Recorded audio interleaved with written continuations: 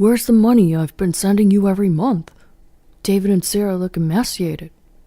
James, my husband, who had just returned from an overseas assignment, yelled at me as soon as he got home. What do you mean? I was shocked and stared at James, not understanding what he was talking about. I've been saving the money. Why are David and Sarah emaciated? Don't play dumb. You borrowed money from David, right? He contacted me saying they can't afford proper meals. The photos he sent showed both of them terribly thin. What are you talking about?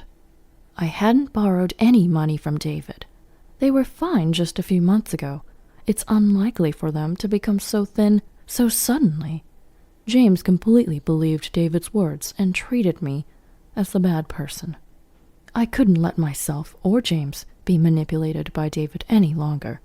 That's the only thing I couldn't tolerate. I had to expose David and Sarah's wrongdoing. I'm Amanda, 61 years old. I work part-time at a local bakery. I've been living alone for the last few years.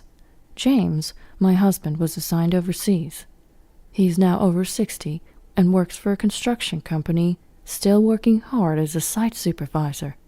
For the past few years, he's been guiding and assisting locals in developing countries and building large commercial facilities. Although I was worried about his first overseas assignment, he seems to enjoy it, getting along well with the cheerful locals. James sends me $2,000 every month for living expenses, so I've been living comfortably on my own. We have a son, David, who also works for a construction company like James. He married Sarah 3 years ago and lives in an apartment nearby. Neighbors say it's nice to have a son close by, but that's not really the case. Since getting married, he hardly ever visits. David left home during his rebellious years, and we haven't been in much contact since. I hoped things would change once he got married and moved nearby, but they didn't. However, it's common to hear that boys don't keep in touch much, so I resigned myself to it. Then one day, David and Sarah suddenly came to my house. We have a favor to ask.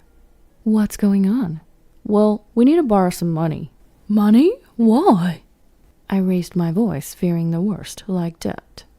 David and Sarah looked apologetic and shrugged. We're thinking of starting infertility treatments. Infertility treatments? Yeah, it's been 3 years since we got married and we haven't had a child yet. We thought it's time to consider it. That's true. But Sarah, you're still in your 20s. Isn't it too early to worry? Sarah responded anxiously. It's physically challenging if it's too late, and just because we start treatments doesn't mean we'll have a child right away. That's a good point. I've heard it can take years. I had no idea they were seriously struggling with this.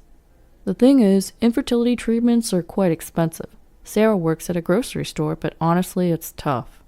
I had heard about infertility treatments on TV. It's a difficult journey that requires a lot of time and money, as I heard from those who've been through it. I wanted to see my grandchild and help my son David if he was in trouble. So I nodded in agreement to David and Sarah's request. I understand. I'll support you both as much as I can. But how much do you need? Actually, we need about $2,500 a month. $2,500 a month?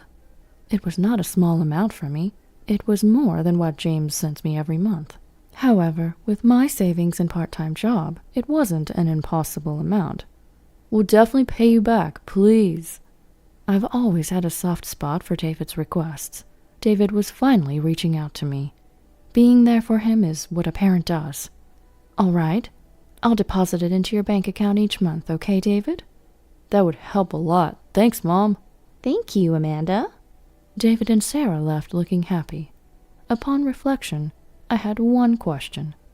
Was $2,500 a month really necessary for infertility treatments? Yet, considering additional expenses like diet and medical visits, I thought it might be necessary. 6 months later, the monthly payment of $2,500 to David were not easy. While I could manage with James's remittances and my part-time income, I had to be more frugal than before. So I went shopping at a discount grocery store a bit far from home. On my way back, passing a casino, I spotted two familiar faces. David and Sarah? David and Sarah were entering that casino. Could it be a mistake? Curious, I decided to follow them. I went inside and looked for them. The place was crowded, and just as I was about to give up, I spotted David exiting the restroom. I followed them from a distance unnoticed. David and Sarah were excitedly discussing something. They sat at a table and started playing. There was David, a side I had never seen before. The game ended quick. David and Sarah seemed upset, probably having lost. I doubted whether they were really undergoing infertility treatments. They should be using their money for treatment, not gambling. They should have managed their finances before borrowing from me. Wanting to confront them, I approached as they left the casino. David, Sarah, can we talk for a moment? What, Mom? They turned around, surprised.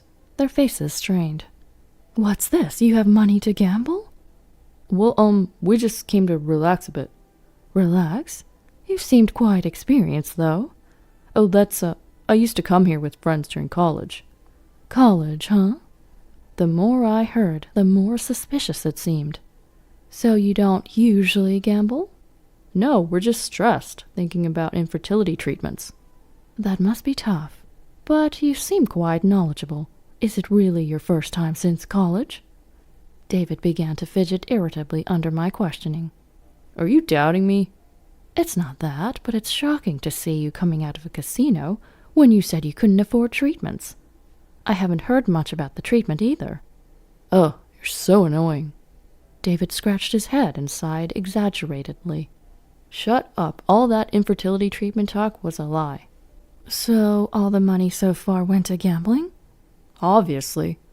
If we hit it big, we'll be billionaires. It's stupid not to try such a dream.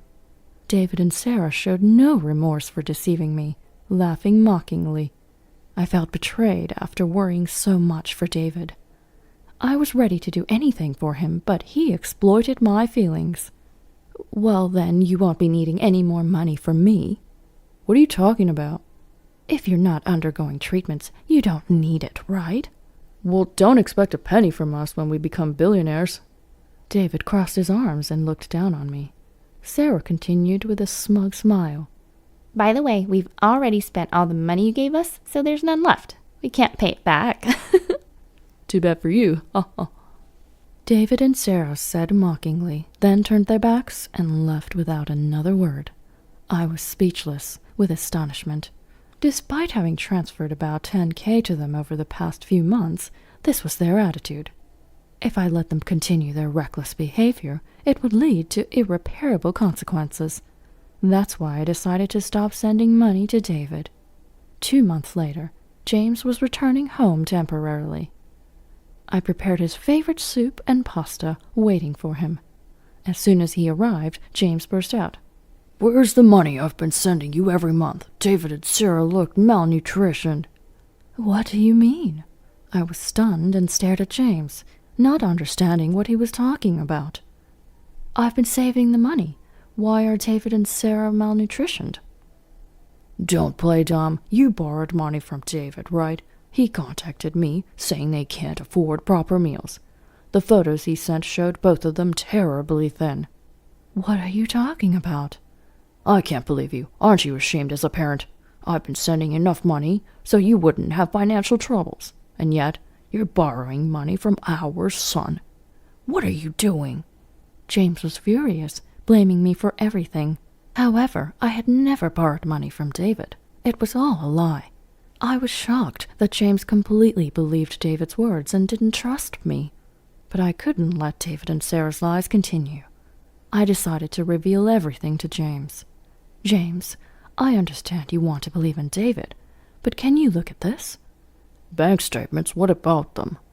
This is the money you've been sending me every month. What? You have plenty of money. James looked puzzled as he examined the statement. That's right, I'm not struggling for money. And look here. Did you send money to David? Yes, until recently I was sending David $2,500 every month. That much? Were you okay with your living expenses? Relieved that James had calmed down, I continued. I managed with my part-time job and savings. I had saved quite a bit. Looking at the remaining balance, he could see I hadn't wasted money. Then why give David money? He said they wanted to start infertility treatments. Infertility treatments? Yes, they've been married for 3 years without a child, so they asked for money for treatments. That's why I lent money to them. James was surprised, having not heard about the treatments. David and Sarah claimed to my husband that they didn't have enough money to live because of me. So why did you stop the payments? It was all a lie. They weren't going to the clinic. Then where did the money go?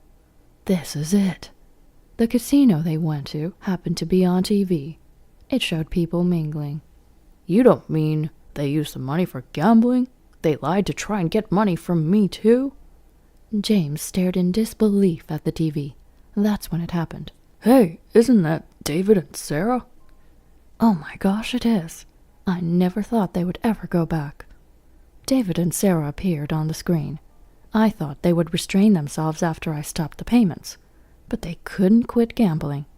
Unbelievable. The photos they sent me show them looking so thin.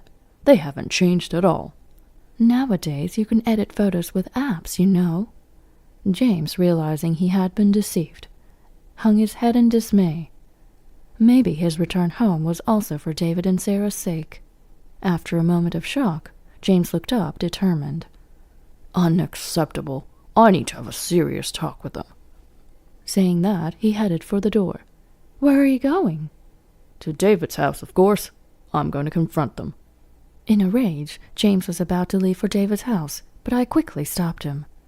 It's pointless to go now. Why? They're at the casino and won't be back until evening. Plus, if you're going, you need to be prepared. I smiled at James. It was time to prepare something special that I had kept hidden until now. In the evening, when we thought David and Sarah would be home by now, James and I headed to David's house. When James rang the doorbell, David and Sarah appeared, looking flustered. What? Why's Dad here? Aren't you supposed to be overseas? I heard you two were in trouble, so I came back. You both seem quite well, though. Contrary to the photos James had shown me, David and Sarah looked perfectly healthy but strained. Struggling for food and money, right? Are you okay now? Yeah, some colleagues at my work have been helping us out. I see. You've been lending money to Mom, right? How much did you lend her? Well, that's... Pressed by James, David glanced at me. He scratched his head and said, That's right. Mom owes me over $10,000. And she hasn't paid back a cent. What do you think, Dad? Terrible, right? Facing David's resolve to stick to his lies, I let go of any remaining affection. That's awful. Do you have any proof? No proof. I lent it to her because she's family, but she's not paying it back. David's fake tears were met with Sarah's concurrence. We're struggling too, so we told her we couldn't lend her more money. She got angry, saying we're family but won't help. Is that true, Amanda? I did lend money, but I never borrowed any. Assertively denying their claims, David and Sarah's protest grew louder. Lies! She's deceiving you, Dad. Don't believe Amanda. James looked at them coldly, clearly fed up. I had no time for their charade. To end this, I took out the evidence from my bag. Look at this, my bank statements and the promissory notes. I had them right when lending money. That's a lie. David stammered, trying to grab the evidence from me, but I handed it all to James. In fact, I showed them all at home, but James reacts as if he's seeing them for the first time. What's this? You borrowed money from Mom? That's not what I heard. There's a reason for that. What's the reason? David stiffened as James's voice grew colder. James, always strict, must have instilled fear in him. Sweating profusely, David struggled for words. It was for gambling money, right? What are you talking about, Mom? That's ridiculous. Really, but you were on TV today. What? I showed them photos from my phone.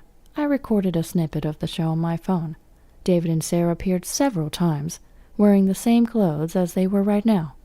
Their faces turned pale at the photos. That must be someone else who looks similar. This isn't proof. You can't tell if it's us from that. Ignoring their denial, I presented several more photos. The photos contained pictures of him going in and out of the casino. Actually, I hired a detective to follow you, David, Sarah. They found out you've been going to the casino several times a month. What's this? They were speechless at the photos and investigation report. Also, the lie about infertility treatments. You haven't visited any clinic for months. Got anything to say? Realizing there was no escape, David sighed and feigned nonchalance. I thought you'd be easy to deceive, Dad. What did you say? I laughed so hard when you called in panic because of my email. If I knew it was this easy, I should have asked for money from you from the start, Dad. David's mocking laughter made James clench his fists on his lap. Did you enjoy deceiving me and your mom? Oh, it was hilarious. If only Mom hadn't been so perceptive. We wanted to win more. Really, we could have earned so much more. David and Sarah showed no remorse. Stop mocking your parents. Do you even realize you're doing something wrong? What? Borrowing and lending money within the family is fine, isn't it? Don't sweat the small stuff. Borrowing money? You don't even repay what you owe. Shut up. It's natural for parents to financially support their children, right? Don't make a big deal out of it. David seemed to think it's okay to do anything because we're family. But reality isn't that forgiving. I decided to confront David with the harsh truth. Listen, even within a family, lying to borrow money can be considered fraud, you know. Fraud? Yes, you tricked me out of money. I'm consulting a lawyer, so you might hear from the court soon. The mention of court panicked David, so I pressed on. The lawyer says there's a potential for fraud charges because the promissory note says it's for infertility treatments, but you never went for any. Then let's sue. David stood up as James spoke calmly. Wait, sue your own son? Are you really that heartless? What? You swindled money from us? And you're saying that? I know what I did was wrong, but wait on suing, please. Then will you repay us? Silence fell over David. It seemed he lost at betting again today. I don't have any cash on hand right now. I'm really struggling for money. I know. The detective said you might be in debt. So you're in debt. Having a hard time repaying. That's why you can't pay us back anytime soon. I squeezed David's hand, feigning sympathy. How sad. We didn't realize you were suffering so much. Sorry. Yeah, as parents, we should have paid more attention. We need to guide you to the right path from now on. James gently patted David's back. Mom, Dad. David's voice was pitiful. We smiled at him. First, admit your wrongdoing and repay the money. That's important. Why does it have to be that way? Borrowing means repaying. Teaching you the right thing to do is our duty as parents. We resolved to provide no further financial support. It's time for them to manage on their own, like adults. Come on. David and Sarah were visibly disappointed. Eventually, they were ordered to repay all the money they borrowed from us. James, of course, also cut off all financial support for David to prevent further gambling addiction. It's our duty as parents to guide them onto the right path. David and Sarah started working longer hours to repay their debts. Too busy to even think about gambling, they were considerably thinner. Sarah wanted to divorce to escape the debt, but David refused. With no money to hire a lawyer, they couldn't even afford a divorce and continued their married life. Despite their apologies, I had no intention of forgiving them. Adults must pay for their mistakes. A few months later, James finished his overseas job and officially retired. Having working non-stop, James had many things he wanted to do in retirement and recently got into camping. We went camping by a lake the other day. We really enjoyed our time together for the first time in a long time. With the money James had sent me and his retirement funds, we weren't financially troubled. We planned to spend our remaining years leisurely, just the two of us.